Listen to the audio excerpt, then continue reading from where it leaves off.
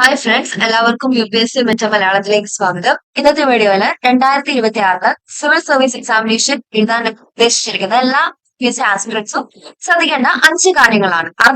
First ആയിട്ട് അറിഞ്ഞിരിക്കേണ്ട 5 കാര്യങ്ങളാണ് ഡിസ്കസ് ചെയ്യാനായിട്ട് പോകുന്നത്. നമുക്ക് വീഡിയോയിലേക്ക് പോവാം. അതിന് മുന്നേ ചാനൽ ആരെങ്കിലും സബ്സ്ക്രൈബ് ചെയ്തിട്ടില്ലെങ്കിൽ സബ്സ്ക്രൈബ് ചെയ്ത് സപ്പോർട്ട് ചെയ്യുക. ഫർദർ നോട്ടിഫിക്കേഷൻസിനായിട്ട് ആ ബെല്ലൈക്കൺ കൂടി പ്രസ് ചെയ്യുക. UPSC സിവിൽ സർവീസ് എക്സാമിനേഷൻ എന്ന് പറയുമ്പോൾ ഇന്ത്യയിലെ തന്നെ ഏറ്റവും ടഫസ്റ്റ് ആയിട്ടുള്ള എക്സാമിനേഷൻ ആണ്. അതുകൂടാതെ ലക്ഷക്കണക്കിന് ഉദ്യോഗാർത്ഥികളാണ് ഓരോ വർഷവും സിവിൽ സർവീസ് എക്സാമിനേഷന് വേണ്ടിയിട്ട് അപ്ലൈ ചെയ്യുന്നത്. നമുക്കൊരു കറക്റ്റ് ആയിട്ടുള്ള ഒരു പ്രിപ്പറേഷൻ സ്ട്രാറ്റജി അല്ലെങ്കിൽ ഹാർഡ് വർക്ക് ചെയ്യാനുള്ള മനസ്സുണ്ടെങ്കിൽ എന്താണ് ഈസി ആയിട്ട് നമുക്ക് ഈ എക്സാം എന്ത് ചെയ്യാൻ പറ്റും, ക്ലിയർ ചെയ്യാനായിട്ട് പറ്റും. ഓക്കെ, അതിന് വേണ്ടിയിട്ട് നമ്മൾ 5 കാര്യങ്ങൾ മെയിൻ ആയിട്ട് അറിഞ്ഞിരിക്കണം. ഏതൊക്കെയാണ് ആ കാര്യങ്ങൾ എന്ന് നമുക്ക് നോക്കാം. ഒന്നാമതായിട്ട് understand the exam structure. UPSC civil service examination എന്നല്ല, ഏതൊരു എക്സാമിനേഷനും പ്രിപ്പയർ ചെയ്യുന്നതിന് മുന്നേ നമ്മൾ ആദ്യം അറിഞ്ഞിരിക്കേണ്ട കാര്യം എന്ന് പറയുമ്പോൾ, അല്ലെങ്കിൽ പ്രിപ്പയർ ചെയ്യുന്ന ടൈമിൽ നമ്മൾ ആദ്യം ആയിട്ട് അറിയേണ്ട കാര്യം എന്ന് പറയുന്നത് എന്താണ്? എക്സാമിന്റെ സ്ട്രക്ചർ ആണ്, അല്ലെങ്കിൽ എക്സാമിന്റെ പാറ്റേൺ. ഓക്കെ, എത്ര സ്റ്റേജസ് ആണ് എക്സാമിനേഷനകത്ത് ഉള്ളത്, അത് എത്ര മാർക്കാണ് വരുന്നത്, അങ്ങനെയുള്ള എല്ലാ കാര്യങ്ങളും എന്ത് ചെയ്യുക, നമ്മൾ ആദ്യം തന്നെ അറിഞ്ഞു വെച്ചിരിക്കുക. അല്ലാതെ ആദ്യമേ വന്നിട്ട് സിലബസ് എടുക്കുക, കുറെ കാര്യങ്ങൾ പഠിച്ചു വെക്കുന്നതിലും ഏറ്റവും ഇമ്പോർട്ടന്റ് ആയിട്ടുള്ള കാര്യം എന്താണ്? എന്ത് ചെയ്യണം? നമ്മൾ ആ ഒരു എക്സാമിന്റെ സ്ട്രക്ചർ മനസ്സിലാക്കണം. ഇപ്പൊ UPSC സിവിൽ സർവീസ് എക്സാമിനേഷനകത്ത് 3 സ്റ്റേജസ് ആണുള്ളത്. 1 പ്രിലിംസ്, 2 മെയിൻസ്, 3 ഏതാണ്? ഇന്റർവ്യൂ. പ്രിലിംസ് എന്ന് പറയുന്നത് ഒരു ഒബ്ജക്റ്റീവ് ടൈപ്പ് എക്സാമിനേഷൻ ആണ്. 2 പേപ്പേഴ്സ് ആണ് വരുന്നത്, GS paper 1 and GS paper 2. GS paper 2 എന്ന് പറയുന്നത് എന്താണ്? CSAT ആണ്. ഒരു ക്വാളിഫൈങ് നേച്ചറിലുള്ള പേപ്പർ ആണത്. നമ്മൾ CSATന്റെ കംപ്ലീറ്റ് ക്ലാസ്സസ് പ്രൊവൈഡ് ചെയ്യുന്നുണ്ട്. റെക്കോർഡഡ് ക്ലാസ്സസ് ആണ്. ആർക്കെങ്കിലും വേണമെന്നുണ്ടെങ്കിൽ എന്ത് ചെയ്യുക, അവരെന്നെ കോൺടാക്ട് ചെയ്യുക. ഞാൻ എന്റെ വാട്സ്ആപ്പ് ഗ്രൂപ്പിന്റെ ലിങ്ക് ഡിസ്ക്രിപ്ഷനിൽ കൊടുത്തേക്കാം. അതുപോലെ തന്നെ നോട്ട്സ് അവൈലബിൾ ആണ്. നോട്ട്സ് വേണമെന്നുണ്ടെങ്കിൽ എന്ത് ചെയ്യുക, എന്നെ പേഴ്സണൽ ആയിട്ട് ഒരു മെസ്സേജ് ചെയ്താൽ മതിയാവും. ഓക്കെ, പിന്നെ അടുത്തതാണ് മെയിൻസ്. മെയിൻസ് എന്താണ്? ഒരു ഡിസ്ക്രിപ്റ്റീവ് ടൈപ്പ് എക്സാമിനേഷൻ ആണ്. 9 പേപ്പേഴ്സ് ഉണ്ട്, ക്വാളിഫൈങ് പേപ്പേഴ്സ് ഉണ്ട്. കൂടാതെ GS പേപ്പർ 1 to 4 ഉണ്ട്. അതായത് GS paper 1, GS paper 2, GS paper 3 and GS paper 4 ഉണ്ട്. കൂടാതെ എന്തുണ്ട്? ഓപ്ഷണൽ പേപ്പറും ഉണ്ട്. 2 ഓപ്ഷണൽ പേപ്പർ ഉണ്ട്. Optional paper 1 and optional paper 2 ഉണ്ട്. കൂടാതെ ഒരു essay പേപ്പർ ഉണ്ട്. അങ്ങനെ 9 പേപ്പേഴ്സ് ആണ് നമുക്ക് മെയിൻസ് എക്സാമിനേഷനിൽ വരുന്നത്. ഇനി ലാസ്റ്റ് ആയിട്ടുള്ള ഏറ്റവും അവസാനത്തെ സ്റ്റേജ് ആണ് ഇത് ഇന്റർവ്യൂ അല്ലെങ്കിൽ പേഴ്സണാലിറ്റി ടെസ്റ്റ് എന്ന് പറയുന്നത്. ഓക്കെ, അപ്പൊ ആദ്യമായിട്ട് നമ്മൾ ശ്രദ്ധിക്കേണ്ട കാര്യം എന്താണ്? Understand the exam structure. എക്സാമിന്റെ സ്ട്രക്ചർ ആണ് ആദ്യം നമ്മൾ മനസ്സിലാക്കേണ്ടത്. കൂടാതെ നമ്മുടെ സിവിൽ സർവീസ് എക്സാമിനേഷനിലേക്ക് വരുമ്പോൾ 3 സ്റ്റേജസ് ആണുള്ളത്, പ്രിലിംസ്, മെയിൻസ് ആൻഡ് ഇന്റർവ്യൂ. ഈ കാര്യങ്ങളൊക്കെ ഞാൻ വേറൊരു വീഡിയോ ഡിസ്കസ് ചെയ്തിട്ടുണ്ട്, നോക്കുക കേട്ടോ, പ്ലേലിസ്റ്റിൽ കൊടുത്തേക്കാം. ഇനി രണ്ടാമതായിട്ട് ശ്രദ്ധിക്കേണ്ട കാര്യമാണ് syllabus is the real Bible. അതായത് സിലബസ് ഏറ്റവും ഇമ്പോർട്ടന്റ് ആയിട്ടുള്ള കാര്യമാണ്. നമുക്ക് അല്ലെങ്കിൽ ഭൂമിക്ക് കീഴുള്ള എല്ലാം നമുക്ക് ഈ UPSC സിവിൽ സർവീസ് എക്സാമിനേഷന് വേണ്ടിയിട്ട് പഠിക്കേണ്ട കാര്യമില്ല. സൂര്യന്റെ താഴെ ഭൂമിയിലുള്ള എല്ലാ കാര്യങ്ങളും എന്ത് ചെയ്യേണ്ട, നമുക്ക് സിവിൽ സർവീസ് എക്സാമിനേഷന് വേണ്ടിയിട്ട് പഠിക്കേണ്ട. എന്താണോ സിലബസിലുള്ള കാര്യം മാത്രം പഠിച്ചാൽ മതി. അല്ലാതെ കുറെ റാൻഡം GK പഠിച്ചിട്ട് പോയിട്ടൊന്നും എന്ത് ചെയ്യാൻ പറ്റത്തില്ല. നമുക്ക് ഈ എക്സാമിനേഷന് സിവിൽ സർവീസ് എക്സാമിനേഷൻ ക്ലിയർ ചെയ്യാനായിട്ട് പറ്റത്തില്ല. നമ്മൾ പഠിക്കേണ്ടത് എന്താണ്? സിലബസിൽ പറഞ്ഞിട്ടുള്ള കാര്യങ്ങൾ മാത്രമാണ് പഠിക്കേണ്ടത്. എന്ത് ചെയ്യണം? ഒഫീഷ്യൽ സിലബസ്, അതായത് ഒഫീഷ്യൽ ആയിട്ടുള്ള സിലബസ് തന്നെ ഡൗൺലോഡ് ചെയ്യുക UPSCയുടെ വെബ്സൈറ്റിൽ നിന്ന്. അല്ലാണ്ട് നമ്മൾ നോക്കണ്ട, ഒഫീഷ്യൽ ആയിട്ടുള്ള UPSCയുടെ വെബ്സൈറ്റിൽ നിന്ന് സിലബസ് ഡൗൺലോഡ് ചെയ്യുക. പിന്നെ എന്ത് ചെയ്യുക, അതിന്റെ ഒരു പ്രിന്റ് ഔട്ട് എടുത്തിട്ട് സ്റ്റഡി ടേബിളിൽ വെക്കുക. അത് എപ്പോഴും നമ്മുടെ കയ്യിലുണ്ടായിരിക്കണം. ഏത് ടോപ്പിക്ക് പഠിക്കുമ്പോഴും എന്തുണ്ടായിരിക്കണം? UPSC സിലബസിന്റെ ഒരു പ്രിന്റ് ഔട്ട് നമ്മുടെ കയ്യിലുണ്ടായിരിക്കണം. UPSC CSE സിലബസിന്റെ ഒരു പ്രിന്റ് ഔട്ട് എന്ത് ചെയ്യണം, നമ്മുടെ കയ്യിൽ ഉണ്ടായിരിക്കണം. കുറെ റാൻഡം ആയിട്ടുള്ള GK പഠിച്ചിട്ട് പോയിട്ട് കാര്യമില്ല. അത് പഠിക്കുന്നതിൽ കാര്യമില്ല മീൻസ് അത് പഠിക്കുന്നത് നല്ലതാണ്.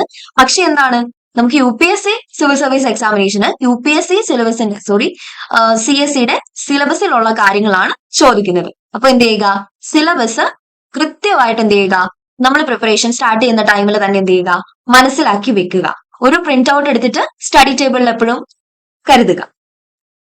ഇനി മൂന്നാമതായിട്ട് ശ്രദ്ധിക്കേണ്ട കാര്യമാണ് സ്മാർട്ട് ആൻഡ് ഹാർഡ് സ്റ്റഡി. നമ്മുടെ കയ്യിൽ നമുക്ക് എന്തുണ്ടാവണം? സ്മാർട്ട് വർക്കും ഉണ്ടാവണം, അതുപോലെ എന്തുണ്ടാവണം? ഹാർഡ് വർക്കും ചെയ്യണം. അല്ലെങ്കിൽ സ്മാർട്ട് വർക്ക് കൊണ്ട് മാത്രം ജയിക്കാൻ പറ്റുന്ന ഒരു എക്സാം അല്ല സിവിൽ സർവീസ് എക്സാമിനേഷൻ എന്ന് പറയുന്നത്. അല്ലെങ്കിൽ കുറെ ഹാർഡ് വർക്ക് ചെയ്തു എന്നതുകൊണ്ട് മാത്രം നമുക്ക് ഹാർഡ് വർക്ക് ചെയ്താൽ ജയിക്കാൻ പറ്റും. പക്ഷെ സ്മാർട്ട് വർക്കും വേണം. കാരണം UPSCയുടെ സിലബസ് അറിയാലോ, കുറെ കാര്യങ്ങൾ നമുക്ക് പഠിക്കാനായിട്ടുണ്ട്. അവിടെ നമ്മൾ ഹാർഡ് വർക്ക് മാത്രം നോക്കിയിരുന്നാൽ പറ്റും നമുക്ക് ഈ എക്സാം ക്ലിയർ ആയിട്ട് പറ്റുമോ? ഇല്ല. കുറച്ചധികം എന്ത് ചെയ്യണം, കുറച്ച് സ്മാർട്ട് വർക്കും കൂടെ ഉണ്ടെങ്കിൽ കുറച്ചുകൂടി എളുപ്പമായിരിക്കും പഠിക്കുന്നത്. ആദ്യം എന്ത് ചെയ്യണം? NCERTs പഠിക്കണം. അത് NCERTs എന്തിനു വേണ്ടിയിട്ടാണ് പഠിക്കുന്നത്? ഒരു കോൺസെപ്ച്വൽ ക്ലാരിറ്റിക്ക് വേണ്ടി.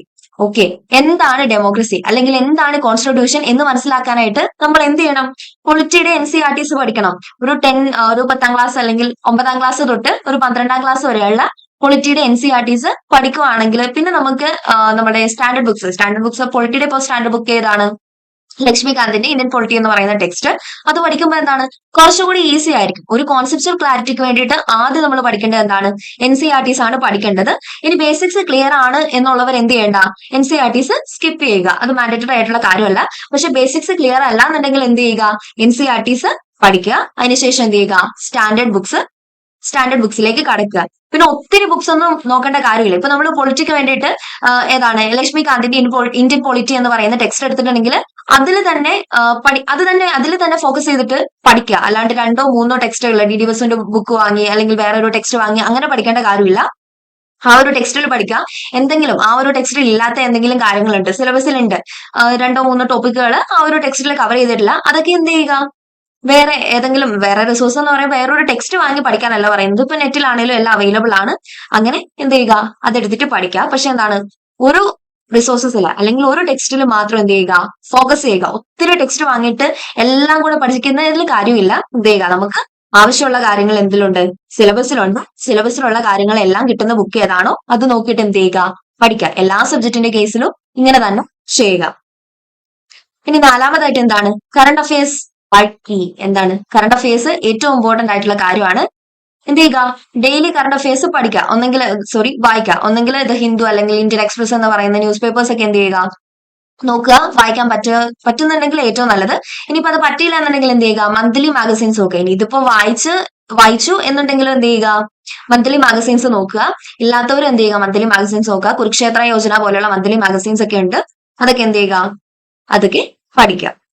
പിന്നെ നമുക്ക് സിലബസിൽ കുറെ ടോപ്പിക്സ് ഉണ്ട്. കറണ്ട് ഇവന്റ്സുമായിട്ട് ഇത് എന്ത് ചെയ്യുക? ഈ ഒരു ടോപ്പിക്സിനെ ലിങ്ക് ചെയ്ത് പഠിക്കുക. അങ്ങനെയുള്ള കാര്യങ്ങൾ എന്താണ്? നമ്മൾ മറന്നു പോകത്തില്ല, പെട്ടെന്ന് നമ്മൾ ഓർത്തിരിക്കുക. അങ്ങനെയുള്ള കാര്യങ്ങളൊക്കെ ഉണ്ട്. സോ എന്ത് ചെയ്യുക? കറണ്ട് ഇവന്റ്സുമായിട്ട് നമ്മുടെ സിലബസിലെ ടോപ്പിക്സിന് ലിങ്ക് ചെയ്യുക. ഇനി 5മതായിട്ട് ശ്രദ്ധിക്കേണ്ട കാര്യമാണ് consistency and mind set. Okay, അതായത് ഇപ്പൊ എന്താണ്? കൺസിസ്റ്റന്റ് ആയിട്ട് പഠിക്കണം. ഇപ്പൊ ഓരോ ദിവസം ഞാൻ പഠിച്ചു, ഒരു 10 മണിക്കൂർ ഞാൻ പഠിച്ചു, ഞാൻ ഒരു 2 ആഴ്ചത്തേക്ക് പഠിച്ചില്ല. അങ്ങനെ പഠിച്ചു പോകുന്നതിൽ എന്തെങ്കിലും കാര്യമുണ്ടോ? ഇല്ല. ഒരു ദിവസം ഞാനൊരു 3 മണിക്കൂറേ പഠിച്ചുള്ളൂ എങ്കിലും എന്ത് ചെയ്യുക? ഞാൻ എല്ലാ ദിവസവും പഠിക്കുന്നുണ്ടെങ്കിൽ അതായിരിക്കും ഏറ്റവും നല്ലത്. അല്ലെങ്കിൽ ഒരു ദിവസം പഠിച്ചിട്ട് പിന്നെ 2 ആഴ്ച കഴിഞ്ഞ് പഠിക്കുമ്പോൾ എന്താണ്, ഞാൻ ഈ പഠിച്ച കാര്യം മറന്നു പോകും, പിന്നെ ഞാനത് റിവൈസ് ചെയ്യണം, അങ്ങനെയുള്ള കുറെ കാര്യങ്ങൾ വരും. അതിൽ ഏറ്റവും നല്ലതെന്ന് പറയുന്നത് എന്താണ്? ഡെയിലി കൺസിസ്റ്റന്റ് ആയിട്ട് പഠിച്ചു പോവുക. പിന്നെ ഏറ്റവും ഇമ്പോർട്ടന്റ് ആയിട്ടുള്ള കാര്യമാണ് മൈൻഡ് സെറ്റ്. ഈ ഒരു എക്സാം എന്താണ്? ഒരു ബാലികേറ മലയാണ്. അങ്ങനെ അധികം ആർക്കും എഴുതിയെടുക്കാൻ പറ്റില്ല, ടോപ്പേഴ്സിന് വേണ്ടി മാത്രമുള്ള ഒരു എക്സാം ആണ്. അങ്ങനെയുള്ള എന്തെങ്കിലും ചിന്തകൾ ഉണ്ടെങ്കിൽ എന്ത് ചെയ്യുക? ദയവേത് എക്സാം എഴുതാതിരിക്കുക. എന്ത് ചെയ്യണം?